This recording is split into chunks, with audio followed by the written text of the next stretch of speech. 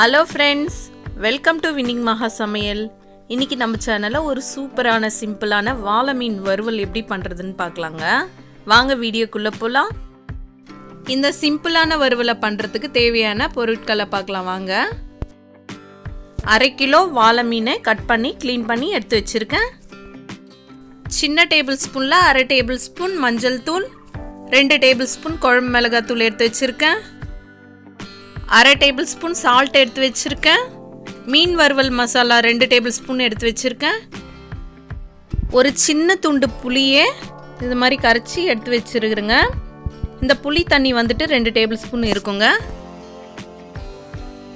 இப்போ வாழை மீனை மிக்ஸ் பண்ணுறதுக்கு வந்துட்டு மிக்சிங் பவுல் எடுத்து வச்சுருக்கேன்.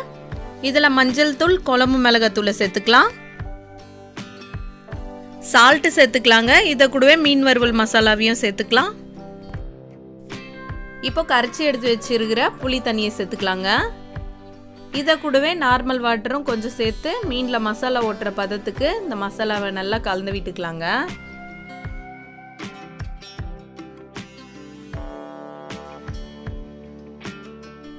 இப்போ பாருங்கள், இந்த மாதிரி கன்சிஸ்டன்சியில் மசாலாவை ரெடி பண்ணி வச்சுருக்கோம். இப்போ க்ளீன் பண்ணி எடுத்து வச்சுருக்கிற வாழை மீனை சேர்த்துக்கலாங்க. இந்த மசாலாவில் சேர்த்துட்டு வாழை மீனில் இந்த மசாலாலாம் நல்லா மிக்ஸ் ஆகிற அளவுக்கு கலந்து விட்டுக்கலாம்.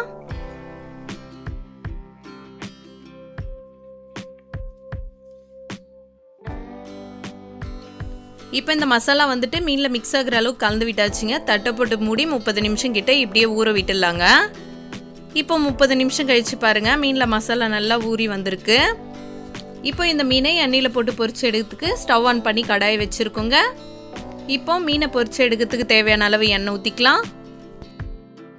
இப்போ வாழை மீனை பொரிச்சு எடுக்கிறதுக்கு எண்ணெய் வந்து சூடாயிடுச்சுங்க. இப்போ மசாலா கலந்து வச்சுருக்கிற வாழை மீனை இது மாதிரி எண்ணெயில் சேர்த்து பொரிச்சு எடுத்துக்கலாம்.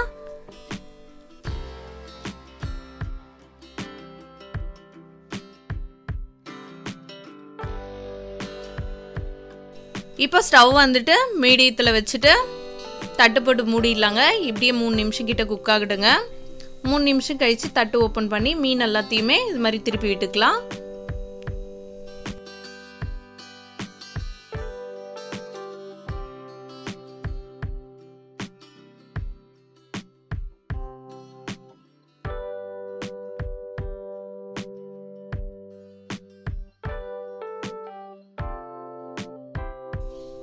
இப்போ தட்டு ஓப்பன் பண்ணி பார்த்தாக்கா 2 பக்கமும் மீன் நல்லா செவந்து நல்லா வெந்து வந்திருக்கு பாருங்கள்.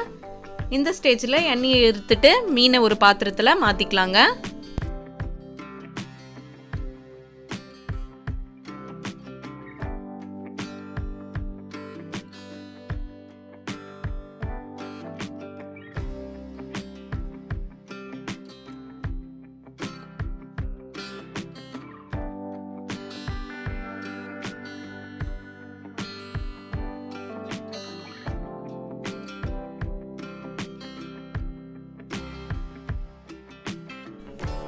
இப்போ மீதி இருக்கிற வாழை மீனையும் இதே மாதிரி எண்ணெயில் விட்டு பொரிச்சு எடுத்துக்கலாங்க.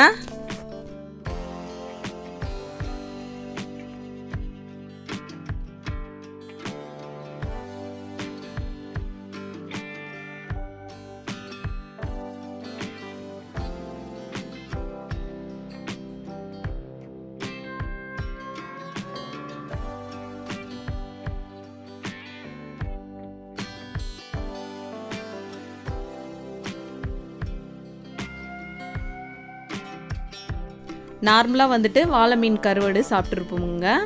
இந்த பச்சை மீனையே நார்மலாக மசாலா தடவி இது மாதிரி வறுக்கும்போது டேஸ்ட் வந்து சூப்பராக இருக்குங்க. சாம்பார் ரசத்துக்கெல்லாம் சைட் டிஷ்ஷாக வச்சு சாப்பிட சூப்பராக இருக்கும். ட்ரை பண்ணி பாருங்கள். இந்த வீடியோ பிடிச்சிருந்தால் லைக் பண்ணுங்கள், ஷேர் பண்ணுங்கள். நம்ம வின்னிங் மகா சமையல் சேனலை சப்ஸ்கிரைப் பண்ணுங்கள்.